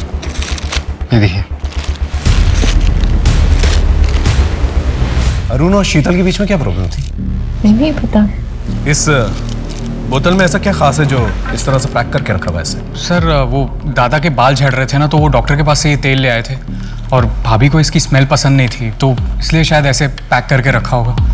और हाँ सर, दादा स्टैंड अप भी करते थे तो अपने लुक्स को लेके वो बहुत सतर्क रहते थे। इस तेल के अलावा कोई और प्रॉब्लम थी शीतल को अरुण से? हमें नहीं पता साहब।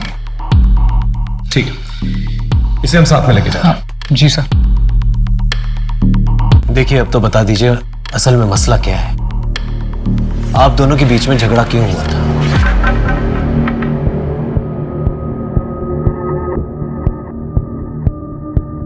ये तेल हमें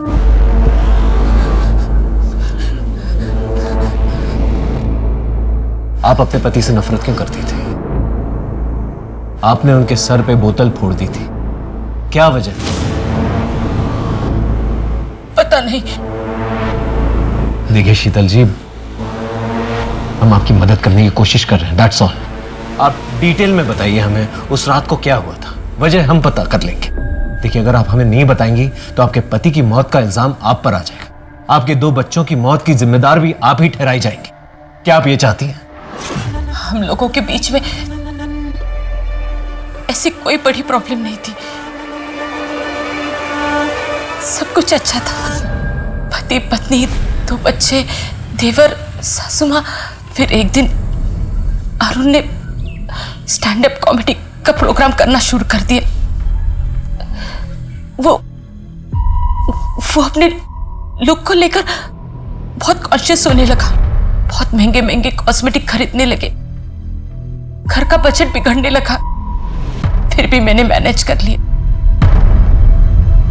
प्रोग्राम के चक्कर में वो रात रात भर घर से बाहर रहते थे। कभी कभी तो 1-1 हफ्ते घर नहीं लौटते थे वो।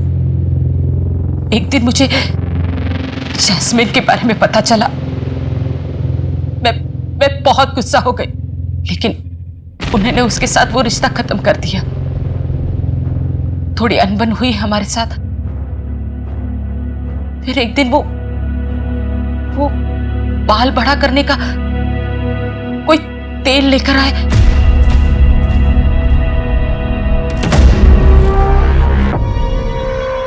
अरुण, कितनी बदबू आ रही है, मत लगाइए ये तेल। मेडिसिन है शीतल, देखना जहाँ जहाँ से मेरे बाल झड़ गए ना, सारे के सारे वापस आ जाएंगे। प्लीज मत लगाओ, बहुत गंदी बदबू आ रही है।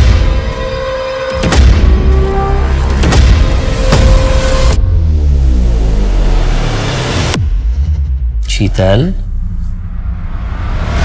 सो गई क्या? हे शीतल,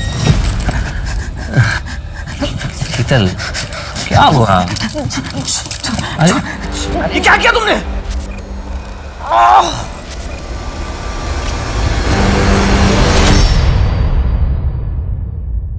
अरुण, आई एम सॉरी। वो बाय मिस्टेक से मैंने सर पे। I am really sorry Arun, मुझे माफ कर दो। शीतल, आखिर तुम्हें हो क्या गया था? हमारे बीच में ऐसी कोई बात नहीं थी, तुमने अपना आपा खो दिया। सच बताओ क्या बात है, बोलो। कहीं तुम मुझे गलत ना समझ लो। शीतल, मैं तुम्हें जज नहीं करूंगा, मैं तुम्हें समझने की कोशिश करूंगा। देखो, तुम्हारे मन में जो डर है, जो तकलीफ है, उसे बाहर निकालने में मैं तुम्हारी मदद करूंगा। प्लीज बोलो क्या बात है।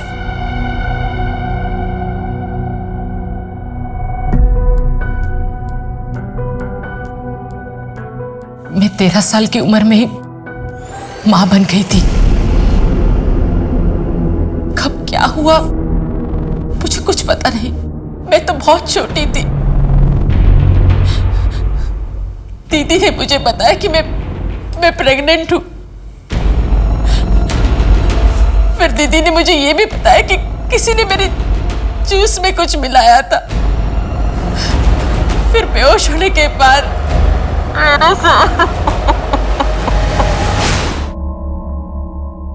अरुण, आज आपने हौसला दिया तो अरुण, आपने मुझसे वादा किया था कि आप मेरा साथ देंगे। अरुण,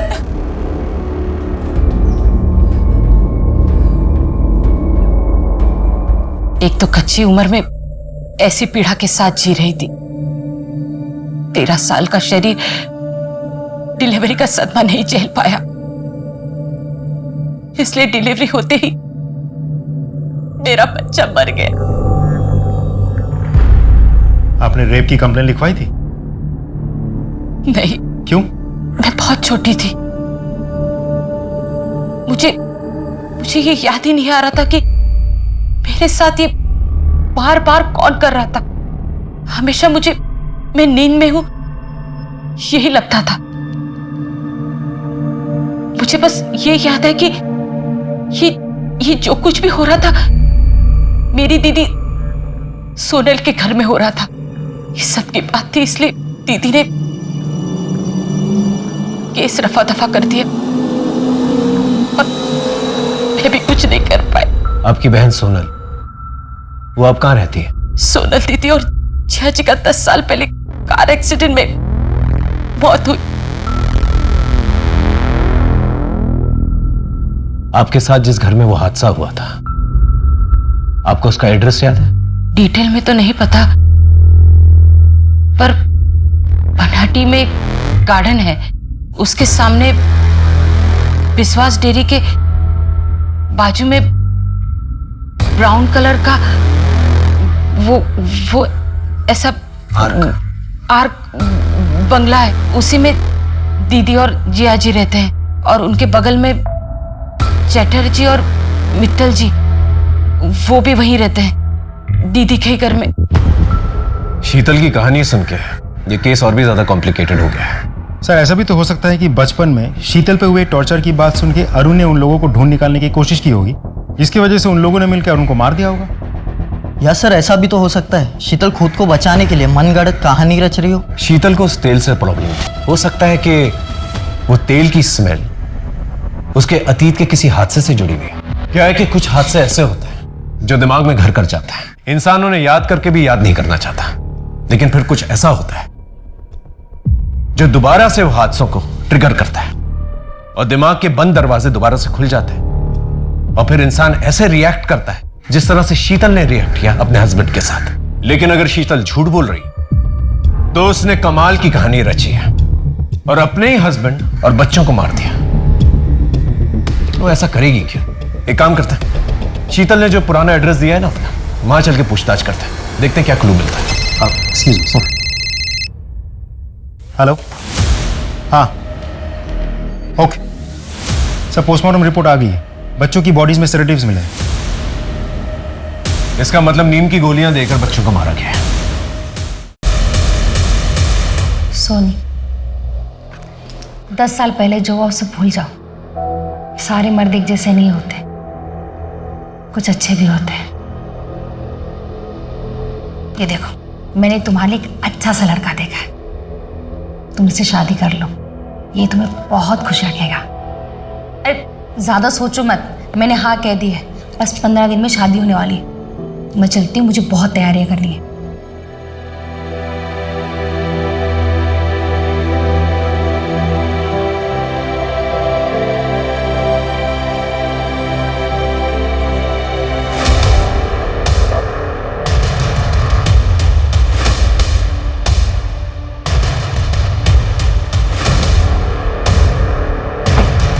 दादा, বলছিলাম मैं विश्वास डेयरीটা কোথায়?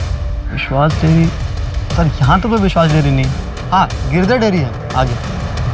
आप यहाँ कब से रहते? सर मैं तो पैदा ही यहीं हुआ था। अच्छा, 27 साल पहले यहाँ कोई विश्वास डेयरी हुआ करती थी? नहीं। अच्छा, এখানে একটা বাগান ছিল, एक गार्डन, एक बगीचा टाइप, ऐसा कुछ? क्या मजाक कर रहे हो साहब? हमारे इस पूरे एरिया के अंदर ना कोई बागान था और ना है। एक आर्ट शेप का ब्राउन कलर का बंगलो हुआ करता था, कुछ याद है? साहब हमारे पूरे एरिया के अंदर सिर्फ अपार्टमेंट्स हैं, बंगलो तो नहीं है। और मित्तल और चैटर्जी साहब का घर? चटर्जी तो सर बहुत सारे रहते हैं यहाँ पे, और पर वो सब अपार्टमेंट्स में रहते हैं। और मित्तल तो शायद कोई नहीं ना अपने एरिया में। नहीं सर। ठीक है सर। आपने हमें जो भी इंफॉर्मेशन दी थी वो सारी की सारी गलत है। ना ही कोई पार्क है वहां पर, ना ही कोई विश्वास डेयरी, और ना ही कोई ब्राउन कलर का बंगलो है वहां पर, ना ही कोई चैटर्जी रहते हैं वहां पर, और ना ही कोई मित्तल परिवार। आपने हमसे झूठ क्यों कहा? क्या छुपाने की कोशिश कर रही हैं? 27 साल पुरानी बात है सर, तब मैं बहुत छोटी थी, जितना याद था बता दिया, इससे ज्यादा मैं कुछ नहीं जानती।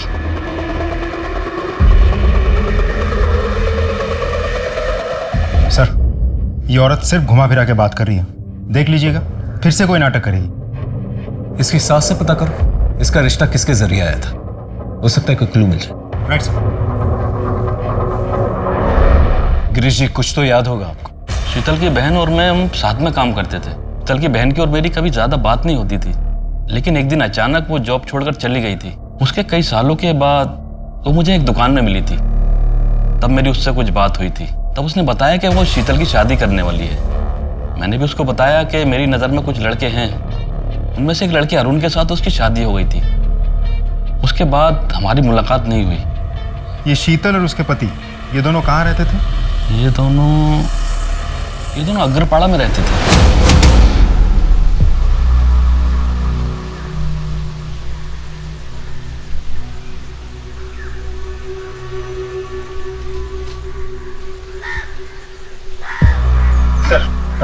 इस वजह से इनके ससुर ने यह घर खरीदा था। वो तो अब नहीं रहे, लेकिन इनको ये नहीं पता कि इनके ससुर ने किससे घर खरीदा था।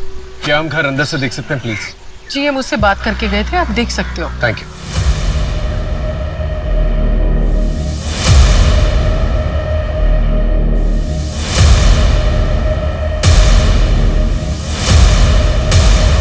याद आ रहा है घर देख के? हाँ, मैं यहाँ 5 साल रही हूँ। मेरे ज्यादा दोस्त नहीं थे, तो मैं ज्यादा से ज्यादा मैं घर पर ही रहती थी। अब याद आए, उस दिन मेरे दीदी और जिया जी की एनिवर्सरी थी।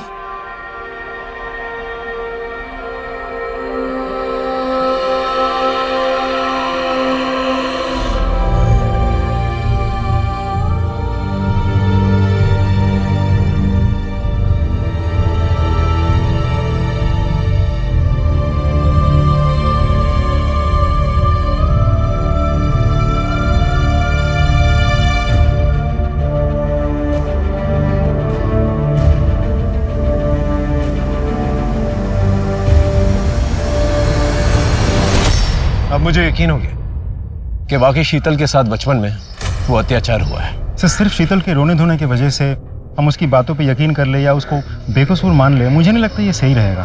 क्योंकि अभी तक हमारे पास इस बात का कोई सबूत नहीं है कि रेप हुआ था, और इस बात का भी कोई सबूत नहीं है कि उसकी दीदी और जीजा इसी घर में रहते थे।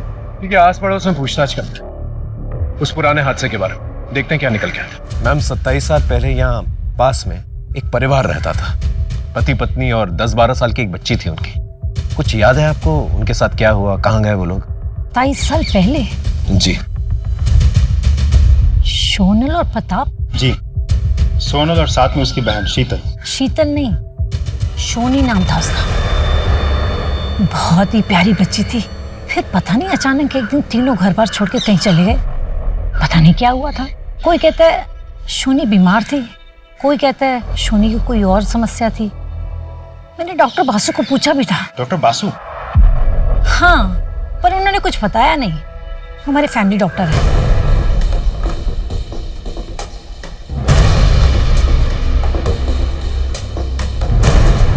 सर, मैं आपको थोड़ी देर में फोन करता हूँ। जी हाँ। सोनल और प्रताप के पुराने सामान में से ये फोटो एल्बम मिला। फोटोज को अच्छी तरह से चेक करो। 27 साल पुरानी बात है, मतलब 1993। हो सकता है कोई क्लू मिल जाए। और सोनल और प्रताप के सोशल अकाउंट्स भी चेक करें। Right sir.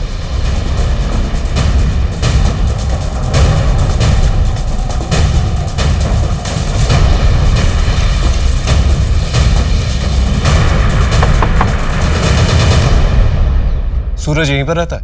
सूरज यहीं पे था, लेकिन वो भाग के चला गया है घर से।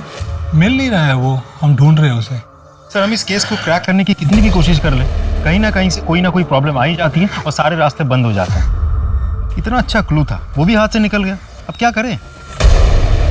इस केस के सिलसिले में जितने भी पुराने सबूत हैं, जैसे पुराने लेटर्स, पुराने फोटोग्राफ्स, पुराने बिल्स वगैरह, ये सारी चीजें जो है ना शीतल को दिखाता है। फिर पता चलेगा कि वो विक्टिम है या फिर कातिल। सर, ये रोनित है, आपके जीजा प्रताप के ऑफिस कलीग हुआ करते थे। ये श्रीनाथ है, आपके दीदी के घर के पड़ोसी हुआ करते थे।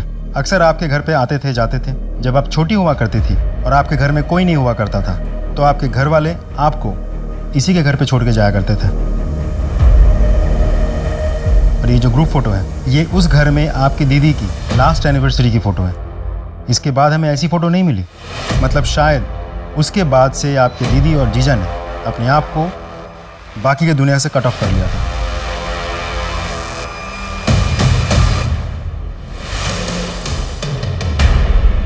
ऐसा क्या था इस फोटोग्राफ के अंदर जिसे देखकर शीतल ने इस तरह से रिएक्ट किया? Sir, sketch artist. हाँ, ये फोटो देख रहे हैं? ये फोटो 27 साल पुरानी है। इस फोटो में जितने भी लोग हैं 27 साल के बाद कैसे दिखेंगे, उसका एक स्केच चाहिए। अपने मुताबिक बना के लेंगे।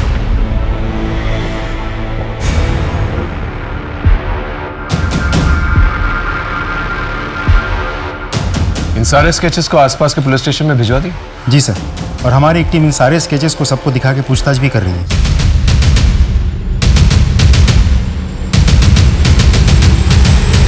सर, इस फोटो में 2 लोगों की मौत हो गई है।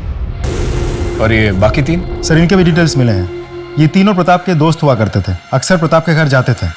3 में से 2 तो प्रताप के दूर के भाई हैं और एक दोस्त। स्टेज तो सेट, बस सूत्रधार को ढूंढने की जरूरत है। लेकिन सर, ये सूत्रधार है कौन?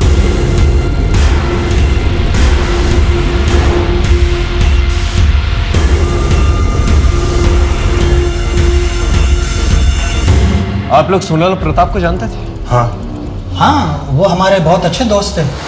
वैसे प्रताप हमारे दूर के भाई थे, लेकिन दोस्त करीबी थे। आप शीतल, इनमें से किसी को पहचानती? किसी की शक्ल याद है तुम्हें? नहीं सर, इनमें से किसी की भी शक्ल मुझे याद नहीं है। ये किस बात की तहकीकात हो रही है? कौन है ये मैडम? जी, ये शीतल है, सोनल की छोटी बहन। उन्हीं के साथ रहती थी। ओ शीतल, हाउ आर यू? कैसी हो? पहचाना? मैं अविनाश। चलो भाई, निकलेंगे अब। जी जी, आप लोग जाइए। हाँ।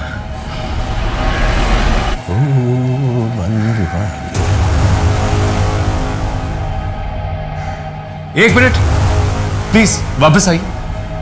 1 मिनट। इस बॉक्स में कुछ कॉस्मेटिक्स, जो भी कॉस्मेटिक्स आप लोग डेली यूज करते हैं उन्हें चूज कर लीजिए।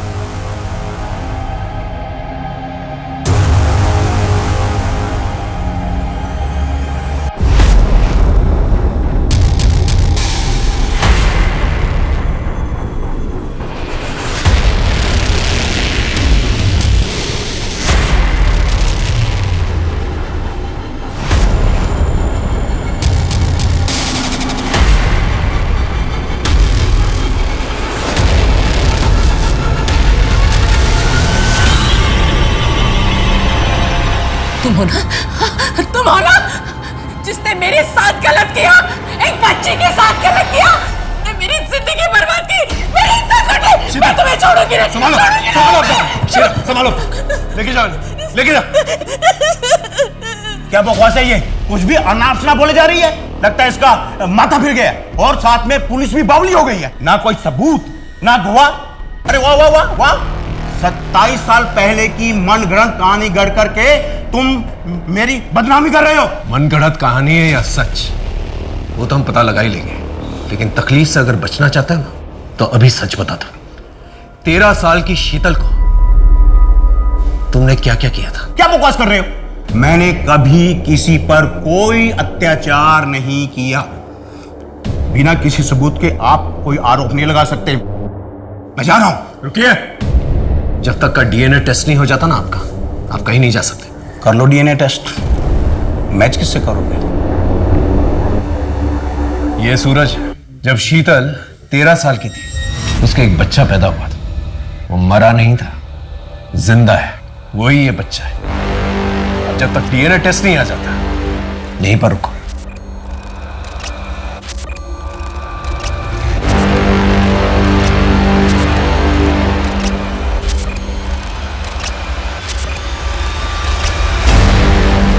तुम्हारा डीएनए और सूरज का डीएनए मैच करता है।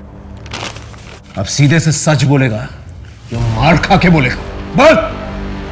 बताता हूं। ये हैप्पी एनिवर्सरी।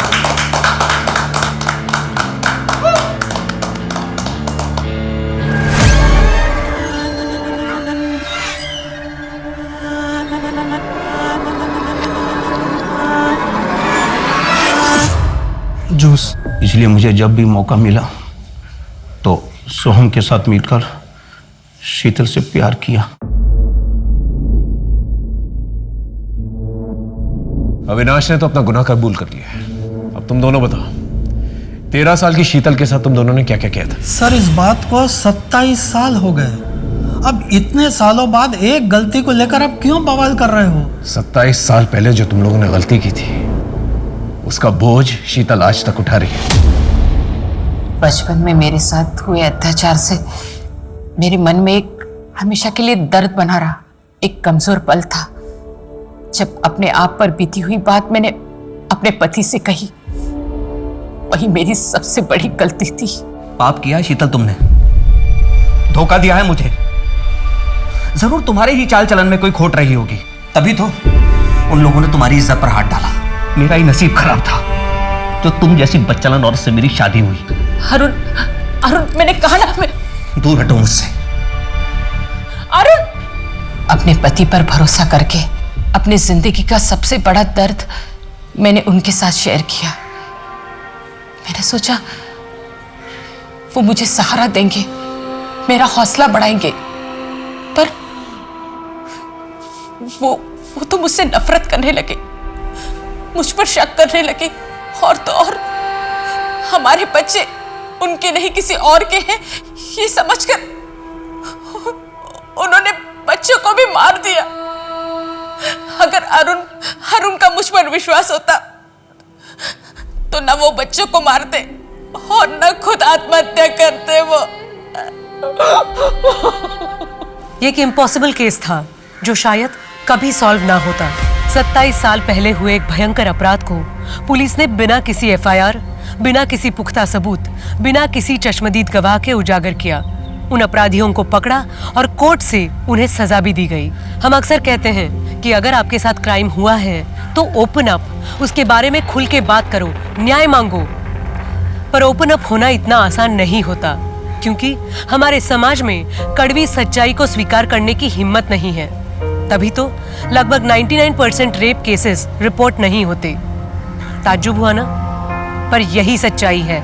इसे बदलना हो तो हमें वैसा माहौल बनाना पड़ेगा। औरत की पीड़ा सुनने और समझने की हिम्मत रखनी होगी। तभी औरत अपनी आप बीती के बारे में खुल के बात भी करेगी और न्याय भी मांगेगी। इसी सीख के साथ मैं सोनाली कुलकर्णी आपसे विदा लेती हूँ। फिर होगी मुलाकात एक ऐसे ही चौंका देने वाले केस के साथ। तब तक अपना और अपने परिवार का ख्याल रखें। देखते रहिए क्राइम पेट्रोल, सतर्क, जस्टिस रीलोडेड। जय हिंद। इस तरह के और भी एपिसोड देखने के लिए हमारे चैनल को सब्सक्राइब करें और बेल आइकन दबाना ना भूलें।